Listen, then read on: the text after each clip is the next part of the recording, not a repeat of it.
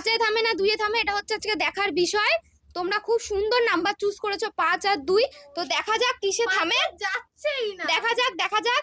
আর বন্ধুরা তোমরা এটা দেখেই কমেন্ট করো যে 5-এ থামবে না 2-এ থামবে, ঠিক আছে? আমি কমেন্টে রিপ্লাই করবো, দেখি কেউ আন্দাজ লাগাতে পেরেছে নাকি কত নাম্বারে থামবে, ঠিক আছে? এটাও একটা দেখার বিষয়।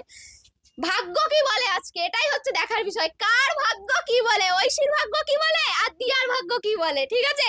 এখনো কিন্তু থামেনি আমাদের ভাগ্যের খেলা, দেখা যাক। এখনো থামেনি। থামবে, অবশ্যই থামবে।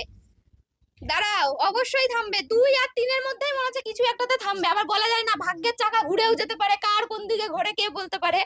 তো দেখা যাক 2-এ থামে না 3-এ থামে। আবারও 5 উঠতে না।